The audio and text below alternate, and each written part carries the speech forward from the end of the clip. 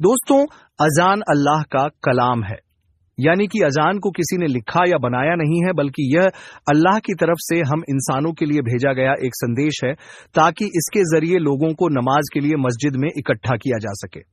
इसी वजह से हर रोज 5 वक्त की अजान दी जाती है। आजकल पॉलिटिक्स की वजह से भारत का माहौल कुछ ऐसा बन गया है कि जगह जगह पर लोग अजान पर एतराज करते हुए नजर आ रहे हैं। ये लोग शायद इस बात को भूल गए हैं कि जब अल्लाह का अजाब आता है तो इंसान को संभलने तक का मौका नहीं मिलता और इंसान तबाह बर्बाद होकर रह जाता है। आज की इस कहानी में हम आपको एक ऐसे शख्स के बारे में बताने वाले हैं जो अजान से सख्त नफरत करता था। एक बार उसने अजान देने वाले को गालियां दी और थप्पड़ भी मारा और अजान भी बंद करा दी।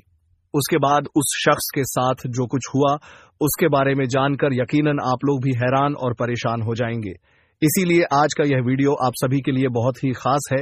आप हिंदू हो या मुसलमान, इस वीडियो को आखिर तक जरूर देखिए और मेहरबानी करके कमेंट बॉक्स में अल्लाहू अकबर जरूर लिखें।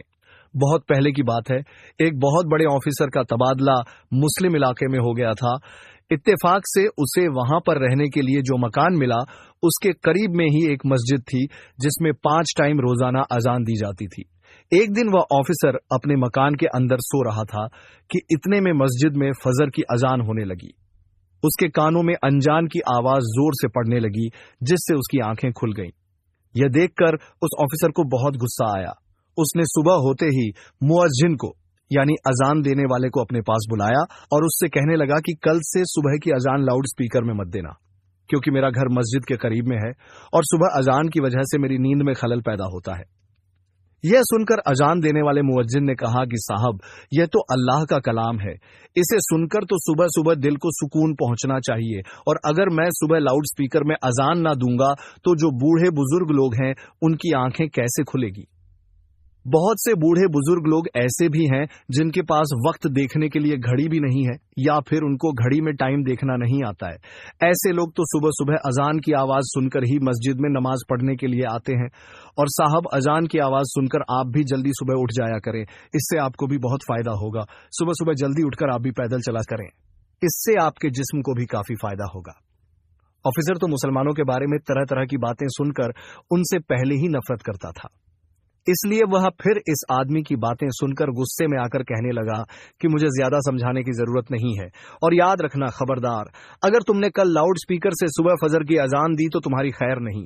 ऐसे ही उस ऑफिसर ने अजान देने वाले को डांट फटकार कर भेज दिया, मगर उस अजान देने वाले ने उस ऑफिसर की बात पर कुछ खास ध्यान नहीं दिया, इसलिए फिर उसने अगले दिन ही सुबह फजर के वक्त लाउड स्पीकर से अजान दे दी।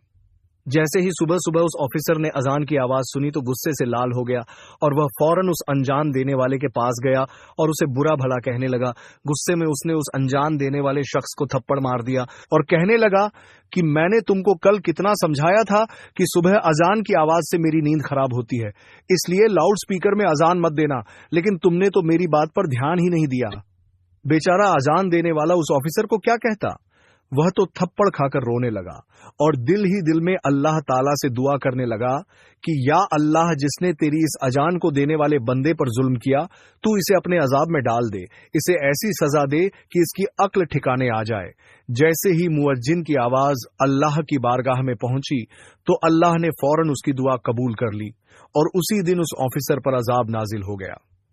उसी रात वह अल्लाह की पकड़ में आ गया जिस दिन उसने अजान देने वाले को थप्पड़ मारा। उस रात वह अपने घर में सोया जरूर था, मगर सुबह वह उठ ना सका, क्योंकि उसी रात उसके जिस्म के आधे हिस्से पर लकवा मार गया। उसकी हालत बिगड़ती चली गई, उसकी नौकरी चली गई, उसकी बीवी ने उसे छोड़ दिया और वह एक जिंदा लाश बनकर रह गया। वह अपने घर में अकेला पड़ गया और किसी ने उसकी देखभाल नहीं की। एक दिन वही मुअज्जिन जिसे उसने थप्पड़ मारा था उसकी मदद के लिए आया। उसने अधिकारी को पानी पिलाया, खाना खिलाया और अपने घर ले गया। मुअज्जिन ने अधिकारी को अल्लाह से माफी मांगने के लिए कहा। अधिकारी ने सच्चे दिल से अल्लाह से माफी मांगी और कुछ ही दिनों में वह ठीक हो गया। इस कहानी से यह सीखने को मिलता है कि हमें हमेशा इंसानियत और दया का पालन करना चाहिए। किसी के साथ अन्याय करना हमें कभी भी सही रास्ते पर नहीं ले जाता। हमें अपने कर्मों का ध्यान रखना चाहिए और अल्लाह से माफी मांगनी चाहिए। सुभान अल्लाह। यह कहानी यह भी सिखाती है कि हमें अपने अहंकार और गुस्से पर काबू रखना चाहिए। अधिकारी ने अपने गुस्से और अहंकार के कारण मुअज्जिन के साथ बुरा व्यवहार किया और इसका परिणाम उसे भुगतना पड़ा। लेकिन जब उसने सच्चे दिल से अल्लाह से माफी मांगी तो अल्लाह ने उसकी मदद की और उसे ठीक कर दिया।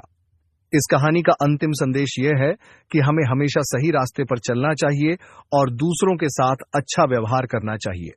अगर हम सही रास्ते पर चलते हैं और दूसरों के साथ अच्छा व्यवहार करते हैं तो अल्लाह हमें अपनी बरकतों से नवाजता है। लेकिन अगर हम गलत रास्ते पर चलते हैं और दूसरों के साथ बुरा व्यवहार करते हैं तो हमें भी उसी प्रकार का दुख झेलना पड़ता है। सुभान अल्लाह, इस्लाम में प्रार्थना का आह्वान मुस्लिम जीवन में अत्यंत महत्वपूर्ण है। यह दिन में 5 बार सुनाई देती है और हर बार की अजान का एक विशेष महत्व होता है। यह धार्मिक कर्तव्यों की याद दिलाने के साथ साथ जीवन में एक लय और नियमितता बनाए रखने का भी एक महत्वपूर्ण साधन है। अजन का उद्देश्य केवल प्रार्थना का स्मरण कराना नहीं है, बल्कि यह मुस्लिम समुदाय को एकजुट करने का भी कार्य करती है। प्रार्थना के समय लोग अपने घरों और कार्यस्थलों से निकलकर मस्जिद की ओर रुख करते हैं। यहां वे एक साथ खड़े होकर प्रार्थना करते हैं, जिससे एकता और भाईचारे की भावना उत्पन्न होती है। यह सामुदायिक संबंधों को मजबूत करता है और एक दूसरे के प्रति समर्थन और सहायता का संकल्प देता है। आध्यात्मिक स्मरण की दृष्टि से अजन मुसलमानों को अल्लाह के प्रति उनके कर्तव्यों की याद दिलाती है।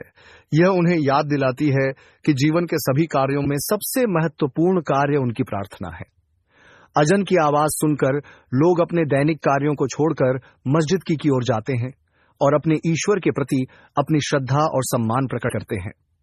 यह प्रार्थना का एक रूप है जिसमें लोग अपने गुनाहों के लिए माफी मांगते हैं और अपने जीवन में अल्लाह की मार्गदर्शन की प्रार्थना करते हैं। अजन इस्लामी पहचान और संस्कृति का एक महत्वपूर्ण हिस्सा है। यह मुसलमानों को उनकी धार्मिक और सांस्कृतिक विरासत की याद दिलाती है।